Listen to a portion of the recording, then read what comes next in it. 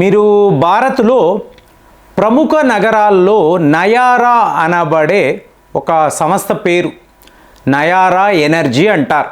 అంటే Nayara diesel petrol మామూలుగా మనం వేయించుకుంటూ ఉంటాం. జూలై 18వ తారీఖు యూరోప్ యూనియన్ వాళ్ళు ఈ నయారా ఎనర్జీపై మేము శాంక్షన్స్ విధిస్తున్నాము. ఎప్పటి నుంచి? జనవరి 2026. బాగుందా? 6 నెలల టైం మీకు ఇస్తున్నాము. భారత్ నువ్వు రష్యా వద్ద చేస్తున్న ఈ ఆయిల్ వ్యాపారాన్ని ఆపేసేయి.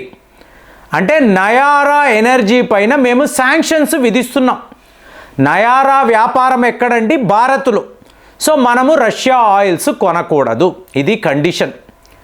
మరి ఇక్కడ పరిస్థితి ఏంటని చూసారో అనుకోండి. భారత్ రష్యా మధ్య ఉండే ఈ స్నేహం, సో దానికి గొప్ప ఉదాహరణ నయారా ఎనర్జీ. రాజ్ నెఫ్ట్ అనబడే ఒక దిగ్గజ పెట్రోల్ కంపెనీ, ఇది రష్యాకు సంబంధించిన సంస్థ. వీళ్ళు మన దేశముతో ఒక జాయింట్ వెంచర్ పెట్టుకొని నయారా ఎనర్జీ అనబడే సంస్థను వీళ్ళు ఇక్కడ నెలకొల్పి భారత్లో డీజిల్ పెట్రోల్ ఇవి అమ్ముతున్నారు. సో ఇప్పుడు యూరోప్ యూనియన్ వాళ్ళ బాధ ఏమిటి? రష్యాపై శాంక్షన్స్. కాబట్టి భారత్ ఇంత పెద్ద వ్యాపారము రష్యాతో చెయ్యకూడదు. సో మరి మనం ఒప్పుకుంటామా? అమెరికా వాడు గగ్గోల పెట్టాడు, 50% ట్యాక్స్ అన్నాడు. యూరోప్ యూనియన్ వాళ్ళు మనపై శాంక్షన్స్ అని మాట్లాడారు. మరి ఇన్ని చేసినా కూడా ఇవాళ మనము రష్యాతో నిలబడడం ఏమిటి? ఫస్ట్ విషయం ఇది. ఫ్రెండ్షిప్కి మనం ఇచ్చిన టాప్ ప్రయారిటీ. సో ఇందులో మన వ్యాపారము ఉంది, మన దేశానికి కావలసిన లాభాలు, అట్ ది సేమ్ టైం రష్యాతో మనకు ఉండే సత్సంబంధాలు, దీనిని ఎవరూ కూడా బ్రేక్ చెయ్యలేరు. ఇప్పుడు నెక్స్ట్ లెవెల్ చూశారు అనుకోండి.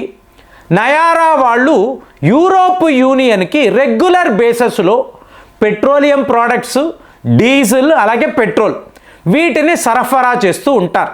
ఎక్కడి నుంచి? వాడినార్ రిఫైనరీ అంటారు, గుజరాత్లో ఉండే వాడినార్ రిఫైనరీ.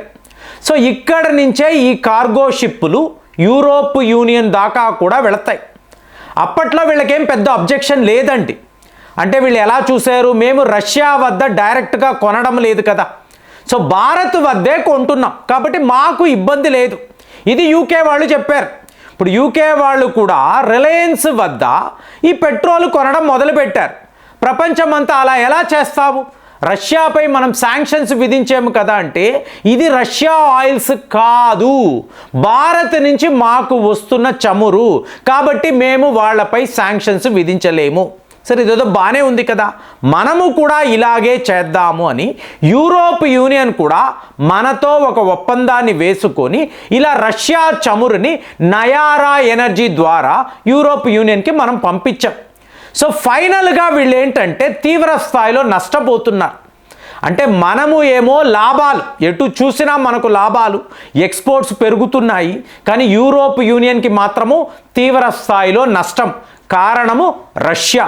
సో ఇప్పుడు రష్యాను ఎలా దెబ్బ కొట్టాలి అంటే భారత్పై యాక్షన్ తీసుకుంటే ఆటోమేటిక్గా రష్యా దారిలోకి వస్తుంది. ఇది వీళ్ళ ప్లాన్. సో మనతో ఏమన్నారు? మీరు రష్యా ఆయిల్స్ ఆపేయండి, లేకపోతే మేము నయారా ఎనర్జీపై శాంక్షన్స్ విధిస్తాము. సో దాంతో ఏమైంది? ప్రపంచ దేశాలకంతా ఎక్కడో తెలియని భయం. ఇప్పుడు చూడండి, ఈఎం జెనిత్ అంటారు. ఇది ఒక కార్గో షిప్. ఇది పోర్చుగల్ వైపు వెళ్ళాలి. అంటే నయారా ఎనర్జీ మన గుజరాత్ నుంచి పోర్చుగల్కి వెళ్ళాలి. కానీ దారిలోనే మాకు ఈ చమురు వద్దు అని పోర్చుగల్ వాళ్ళు ఆపేశారు. అలాగే మీకు మలాకా స్ట్రైట్ వద్ద ఇక్కడ కూడా అంటే మలేషియాకు వెళ్ళాల్సిన ట్యాంకరు వాళ్ళు కూడా భయపడి, అంటే అమెరికా, యూరోప్ యూనియన్ శాంక్షన్స్ వీటికి భయపడి మాకు ఈ చమురు వద్దు.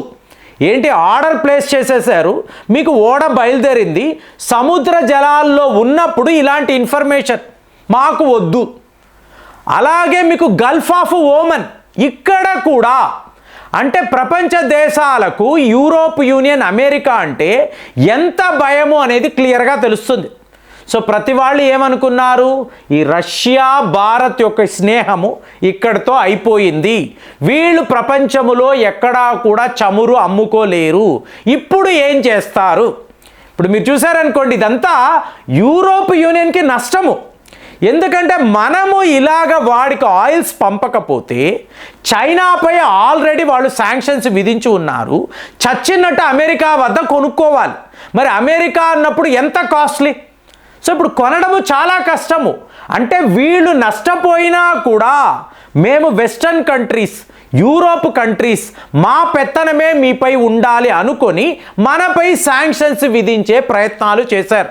అంటే జనవరి 2026 ఈ మధ్యలో మళ్ళీ చైనా వాడిని ఏదో ఒక రకంగా మబ్బి పెట్టి మళ్ళీ ఆయిల్స్ తెప్పించుకోవచ్చు, ఇదంతా కూడా జరగవచ్చు. కానీ ముందు భారత్ను శిక్షించాలి, ఈ రకంగా రష్యాను ఇబ్బంది పెట్టాలి అనుకున్నారు. కానీ ఇక్కడే ఒక మాస్టర్ స్ట్రోక్ చూడండి, 2021 తరువాత for the first time Bharat నుంచి ఒక మీకు కార్గో షిప్ నేరుగా మీకు చైనా దాకా వెళ్ళడం. అంటే భారత్కి చైనాకు మధ్య ఉండే ఫ్రెండ్షిప్, మోదీ గారు చైనా వెళ్ళడము, షాంఘాయ్ కోఆపరేషన్ ఆర్గనైజేషన్, ఇదంతా మీరు చూసారనుకోండి, ఇవాళ భారత్ కొట్టిన మాస్టర్ స్ట్రోక్. ఏమిటి ఇది? భారత్ చైనా కలిసిపోవడము. దీనికి సంకేతము ఏమిటి? మన కార్గో షిప్ చైనా దాకా వెళ్ళడం. అంటే మన ఆయిల్స్ని చైనా వాడు కొంటాను అన్నాడు. ఎక్కడా?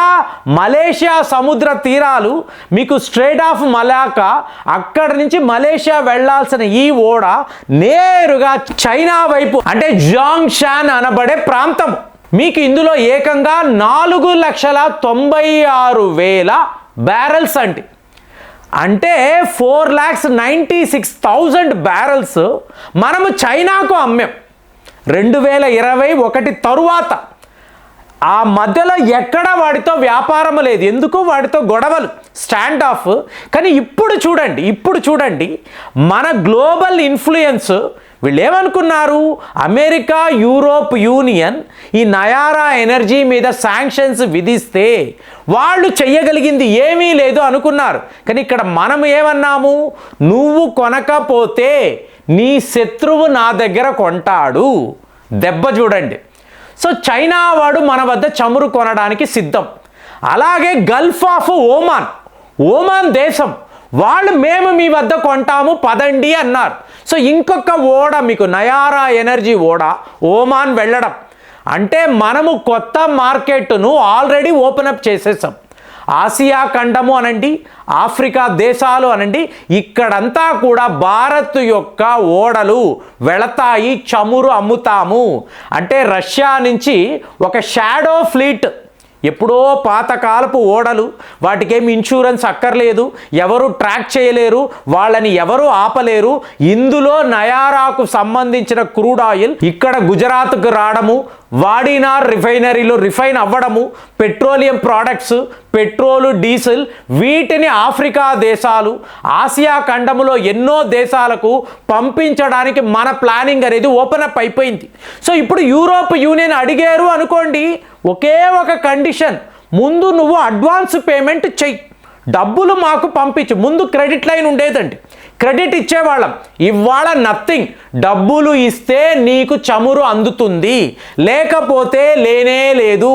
అంటే భారత్ రష్యా యొక్క ఫ్రెండ్షిప్, వీళ్ళు కలిసి ప్రపంచ దేశాలను ఎలా వణికిస్తున్నారు. వాళ్ళకి మనము సహాయం చేస్తే మన మీద శాంక్షన్స్ అన్నారు. దెబ్బ ఎక్కడ కొట్టింది? మనము మన ఓడలను చైనా, ఓమాన్, అలాగే ఆఫ్రికా దేశాలకు పంపిస్తున్నాము. ఇప్పుడు యూరోప్ యూనియన్ వాళ్ళు చెయ్యగలిగింది ఏమిటి? సో ఇలాంటి ఒక షాకింగ్ విషయము నిన్నటికి నిన్న జరిగింది. మన ఓడ చైనా దాకా వెళ్ళింది. వినడానికి ఆశ్చర్యంగా ఉంది, కానీ ఇదైతే వాస్తవము. మరి దీనిని మీరు ఎలా చూస్తున్నారు? నయారా ఎనర్జీ, భారత్ కలిసి మీకు యూరోప్ యూనియన్ కొట్టిన ఈ దెబ్బను మీరు ఎలా గ్రహిస్తున్నారు? కామెంట్స్లో రాయండి. మళ్ళీ వచ్చే వీడియోలో కలుద్దాం. జై హింద్.